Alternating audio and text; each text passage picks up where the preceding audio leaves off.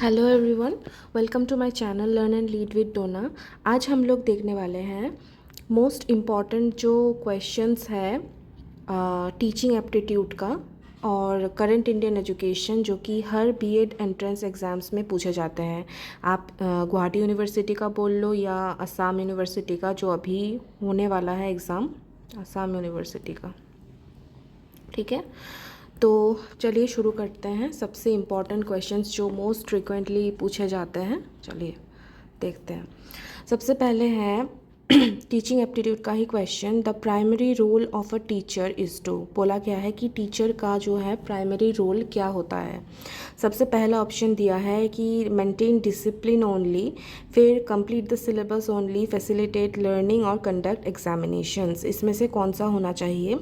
देखिए, पहले बोला गया था कि खाली डिसिप्लिन मेंटेन करना होता है, या फिर खाली सिलेबस को कंप्लीट करना होता है, या लर्निंग में हेल्प करना होता है, या मतलब असिस्ट करना होता है, या खाली एग्जामिनेशंस कंडक्ट करने होते हैं। तो इसका प्राइमरी रोल हो जाएगा ऑप्शन नंबर सी। ठीक है, ऑप्शन सी हो जाएगा करेक्ट आंसर। मतलब टीचर का प्राइमरी रोल ये होता है कि वो लर्निंग में हेल्प करे बच्चों को, फैसिलिटेट लर्निंग। ठीक है, फिर सेकंड पे चले जाते हैं हम लोग। The best classroom environment is fear based, comparative only, silent, या फिर फ्रेंडली एंड लर्नर सेंटर्ड। देखिए, क्लासरूम का एनवायरनमेंट के बारे में पूछा गया है, जो कि मतलब पूछा जाता ही है कि क्लासरूम एनवायरनमेंट कैसा होना चाहिए, बेस्ट क्लासरूम एनवायरनमेंट क्या होता है। क्या ये फियर बेस्ड होना चाहिए, मतलब डरावना, डर का माहौल होना? नहीं, ऑब्वियसली। कंपेटिटिव भी नहीं होना चाहिए, साइलेंट भी नहीं होना चाहिए। तो हम लोग का करेक्ट आंसर हो जाएगा फ्रेंडली एंड लर्नर सेंटर। ठीक है, फिर चलिए, लर्नर सेंटर का मतलब आप लोग को पता होगा कि मतलब लर्नर को ज़्यादा इम्पोर्टेंस दिया जाता है। ठीक है ना, क्लासरूम में सबसे इम्पोर्टेंस लर्नर को दिया जाता है। ठीक है, और फ्रेंडली होना चाहिए एनवायरनमेंट। देखिए, फिर थर्ड नंबर में चले जाते हैं हम लोग। Inclusive education means, inclusive education का क्या मतलब होता है? पहले है कि टीचिंग ओनली गिफ्टेड स्टूडेंट्स, खाली गिफ्टेड स्टूडेंट्स को पढ़ाना, या फिर खाली चिल्ड्रन विद डिसेबिलिटीज़ को पढ़ाना, या फिर सेपरेट क्लासरूम होना फॉर डिफरेंट लर्नर्स, या teaching all children together regardless of differences. तो इंक्लूसिव एजुकेशन का मतलब हो जाता है ऑप्शन नंबर डी, मतलब सारे बच्चों को एक ही क्लासरूम में पढ़ाना, जितना भी डिफरेंसेस हो वो मतलब नहीं रखता है, बट सारे बच्चों को एक ही साथ एक ही क्लासरूम में पढ़ाना ही होता है इंक्लूसिव एजुकेशन का मतलब। चलिए अब आगे देखते हैं। क्वेश्चन नंबर 4 में आते हैं हम लोग। Which type of evaluation is conducted during the teaching learning process? Teaching learning process में यहाँ पे देखिए, क्वेश्चंस को हमेशा अच्छे से पढ़ा कीजिए। मतलब यहाँ पे क्वेश्चन में ही आपका जो है आंसर छुपा हुआ रहता है। देखिए, which type of evaluation is conducted during पूछा है। ठीक है ना, मतलब टीचिंग लर्निंग प्रोसेस के टाइम में, जब टीचिंग लर्निंग प्रोसेस चल रहा है उस टाइम में कौन सा टाइप का इवैल्यूएशन कंडक्ट किया जाता है। ठीक है, तो इसमें देखिए 4 ऑप्शन दिया गया है। सबसे पहले दिया है समेटिव, फिर डायग्नोस्टिक, प्लेसमेंट, या फॉर्मेटिव। देखिए, इवैल्यूएशन मेनली 2 टाइप का होता है, और भी होता है, ये भी टाइप्स है, लेकिन अगर हम लोग बोले टीचिंग लर्निंग प्रोसेस में तो पहले हम लोग जैसे समेटिव भी हो गया और फॉर्मेटिव भी हो गया। फॉर्मेटिव मतलब जैसे यूनिट टेस्ट होता है बीच बीच में, ठीक है, वो हो गया फॉर्मेटिव। और समेटिव जैसे फाइनल एग्ज़ाम जो होता है वो समेटिव। ठीक है, ये फॉर्मेटिव, ये समेटिव, जो फाइनल में जाके हम लोग करते हैं। ठीक है, वो समेटिव इवैल्यूएशन बोलते हैं।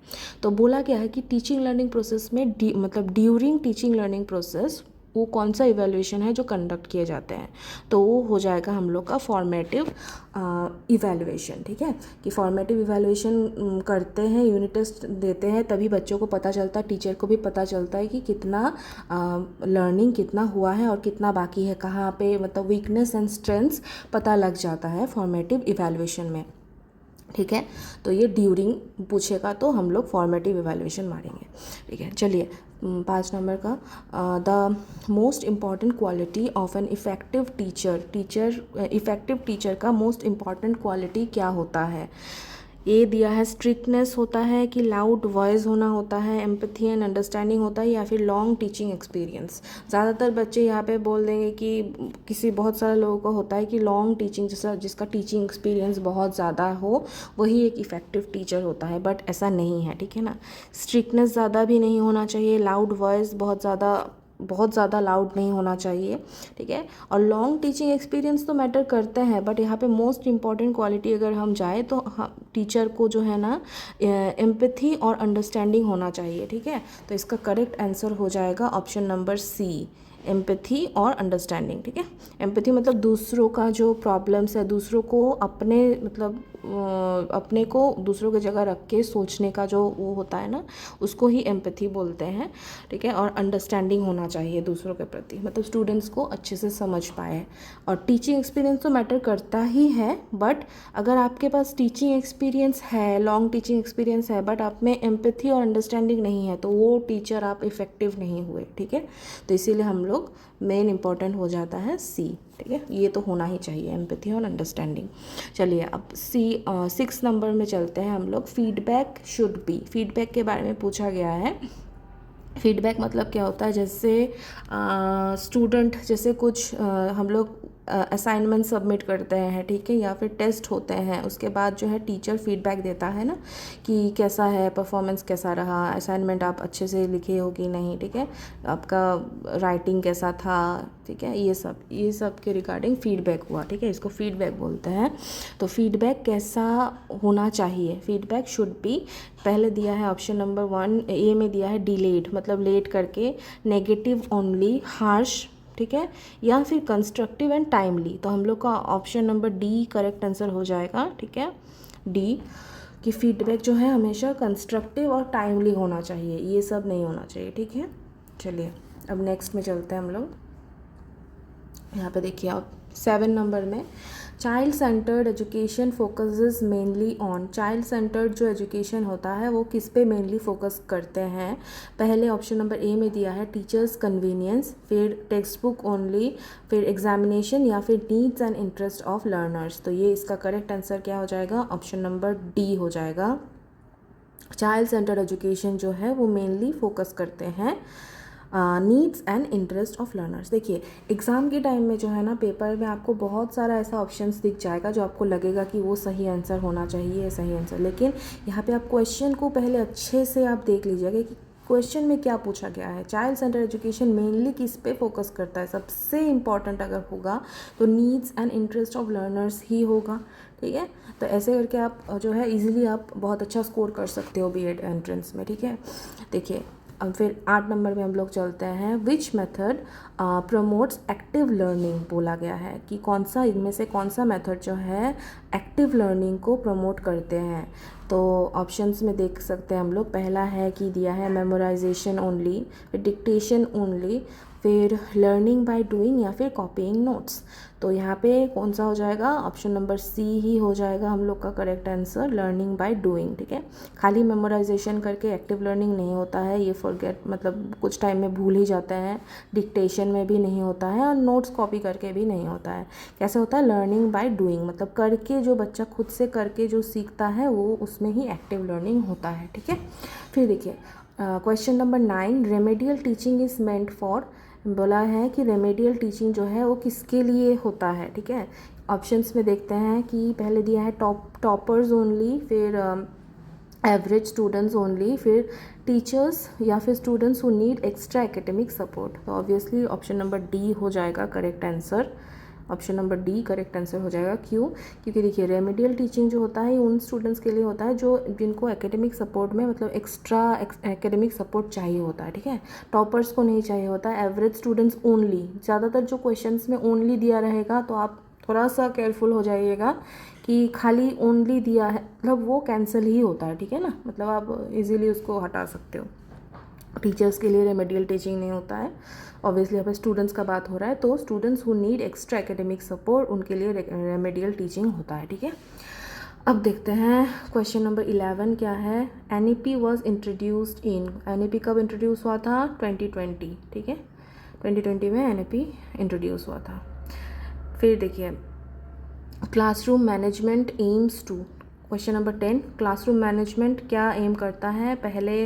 पहला ऑप्शन है पनिश स्टूडेंट्स, फिर कंट्रोल स्टूडेंट्स थ्रू फियर, फिर है पॉजिटिव लर्निंग एनवायरनमेंट, या फिर finish the syllabus quickly. Classroom को आप कैसे मैनेज करोगे, क्या स्टूडेंट्स को पनिश करके, नहीं। फिर control students through fear, fear दिया है, नहीं डरा के तो आप नहीं कर सकते हो, पनिश भी नहीं कर सकते हो आप। यहाँ पे देखिए create a positive learning environment, तो हाँ आप लर्निंग एनवायरनमेंट को अगर पॉजिटिव करोगे तो आप क्लासरूम मैनेज कर सकते हो।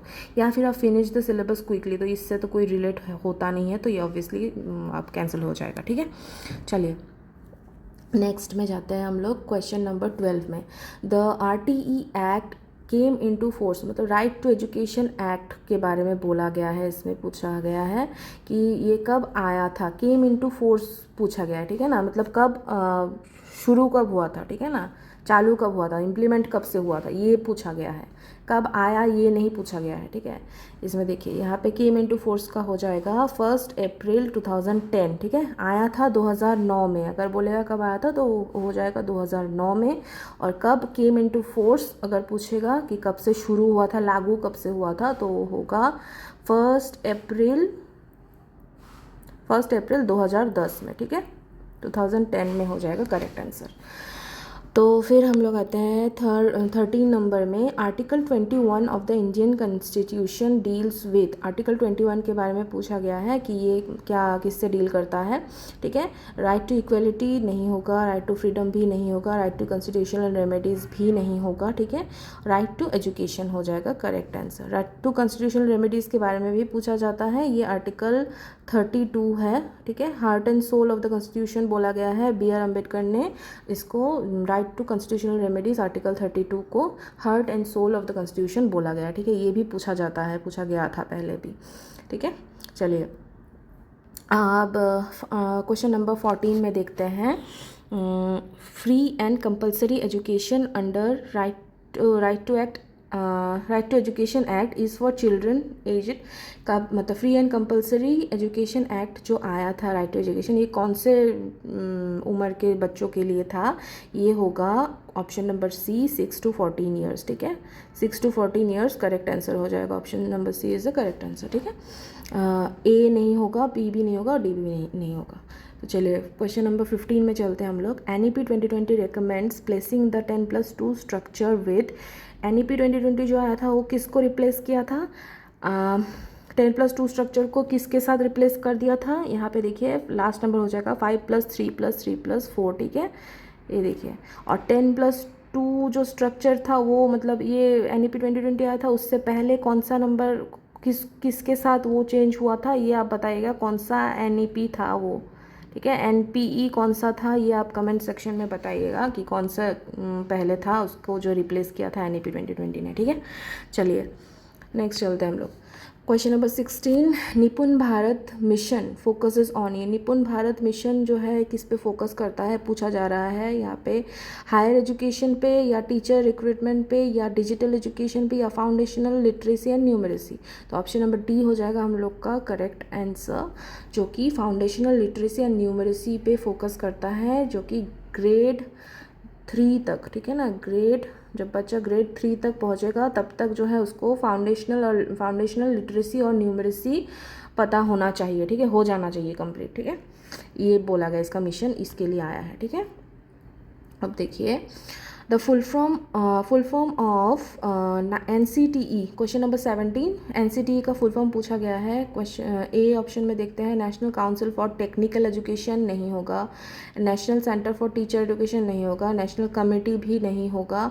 Option number D is the correct answer, national council for teacher education, ठीक है, टीचर एजुकेशन। देखिए NCTE जो आया था सबसे पहले आया था 1973 में आया था एज एन एडवाइजरी बॉडी, ठीक है, एडवाइजरी बॉडी हिसाब से आया था। अब आप लोग ये बताओगे कि ये NCTE को स्टैट्यूटरी बॉडी कब बनाया गया था, ठीक है, कमेंट सेक्शन पे आप लोग बताओ स्टैट्यूटरी बॉडी कब बनाया गया था। अब चलिए the full form of NCERT is 18 number question. The NCERT का फुल फॉर्म पूछा गया है, national council for educational research and technology नहीं, national centre for educational research and training नहीं, नेशनल कमेटी भी नहीं होगा, ठीक है ना, एजुकेशन कमेटी भी नहीं होगा। Option number D correct answer हो जाएगा, national council for educational research and training. ये सब का जो जितना भी यहाँ पे है आप फुल फॉर्म अच्छे से देख लीजिएगा, ये सबसे बहुत रिपीटेड क्वेश्चंस पूछे जाते हैं, ठीक है। ये पहला वीडियो मैं इसमें क्वेश्चंस पे डाल रही हूँ, इसलिए बहुत ही बेसिक लेवल का मैंने उठाया है क्वेश्चन, ठीक है। धीरे धीरे हम लोग थोड़ा सा लेवल को बढ़ाएंगे, ठीक है। पहले हम लोग यहाँ पे खाली सिंपल सा क्वेश्चन ही मैंने लिया है। National council for education research and training हो जाएगा हम लोग का correct answer, option number D, ठीक है। अब चलिए आगे देखते हैं। 19 नंबर क्वेश्चन है, NCF 2005 एम्फसाइजेस। NCF 2005 मतलब नेशनल करिकुलम फ्रेमवर्क, ठीक है। नेशनल करिकुलम फ्रेमवर्क है, नेशनल करिकुलम फ्रेमवर्क के बारे में पूछा गया, ठीक है। 2005 का किस पे एम्फसाइज करते हैं? लर्निंग थ्रू मेमोराइजेशन नहीं, एग्जाम ओरिएंटेड लर्निंग नहीं, टीचर सेंटर्ड लर्निंग नहीं। फिर ऑप्शन नंबर डी हो जाएगा correct answer, learning without burden को एम्फसाइज किया गया है, ठीक है। NCF 2005 में लर्निंग, आप लोग ऑप्शंस को अच्छे से देखोगे ना तो आप लोग को समझ में आ ही जाएगा। तो मेमोराइजेशन को तो ऑब्वियसली इंपॉर्टेंस नहीं देते हैं, एग्जामिनेशन ओरिएंटेड लर्निंग को भी अभी एकदम इम्पोर्टेंस नहीं दिया जाता है, और टीचर सेंटर्ड लर्निंग को भी इम्पोर्टेंस नहीं दिया जाता, लर्नर सेंटर्ड लर्निंग को, लर्नर सेंटर्ड एजुकेशन पे इम्पोर्टेंस दिया जाता है। तो लर्निंग विदाउट बर्डन ही हम लोग का करेक्ट आंसर बन रहा है, ठीक है। अब देखिए NCF 2005 जो है ये था हम लोग का मतलब स्कूल एजुकेशन का जो था, ये नेशनल करिकुलम फ्रेमवर्क था 2005 का, ठीक है। और अभी जो है ये आया है NCFSE, ठीक है। 2023 में आया था, ठीक है। 2023 में NCFSE आया नया वाला, ठीक है, जो कि NEP 2020 के मुताबिक है, NEP 2020 को फॉलो करके आया, ठीक है। मतलब NEP 2020 ने जो पॉलिसी में जो भी है चेंजेस लाया गया है उसके हिसाब से NCFSE आया है, ठीक है। फिर देखिए the main objective of NEP 2020 क्या है? NEP 2020 का मेन ऑब्जेक्टिव पूछा गया है यहाँ पे, ऑप्शन नंबर ए है increase the number of examinations नहीं, प्रमोट रोट लर्निंग नहीं, रोट लर्निंग मतलब जो मतलब मेमोराइजेशन होता है ना ऐसे पढ़ के ऐसे ही बिना अंडरस्टैंडिंग का, उसको रोट लर्निंग बोलते हैं। तो ऑब्वियसली इसको भी इंपॉर्टेंस नहीं दिया गया है। फोकस ओनली ऑन, जहाँ पे भी आप लोग देखोगे ना ओनली ऑप्शन ओनली दिया है तो आप थोड़ा सा केयरफुल हो ही जाना, क्योंकि वो एक्चुअल में आंसर नहीं होता है, ठीक है ना, जहाँ पे खाली ओनली दिया है। Focus only on higher education नहीं, तो फिर प्रोवाइड, ठीक है, holistic multidisciplinary and quality education, तो ये हो जाएगा करेक्ट आंसर। NEP 2020 पे मल्टी डिसिप्लिनरी का बात हुआ है, ठीक है, होलिस्टिक का भी बात हुआ, क्वालिटी एजुकेशन का भी बात हुआ है, ठीक है। थोड़ा सा आप लोग ध्यान से ये सब कर लीजिएगा। ये सबसे जो है बेसिक मैंने क्वेश्चंस लिया है। नेक्स्ट वीडियो में हम लोग थोड़ा सा लेवल को बढ़ाएंगे और अच्छा क्वेश्चंस को हम लोग करेंगे, ठीक है। तो ये वीडियो यहाँ तक ही, ठीक है। आप लोग को वीडियो अच्छा लगे तो लाइक शेयर एंड सब्सक्राइब कर लीजिएगा, ठीक है। Thank you.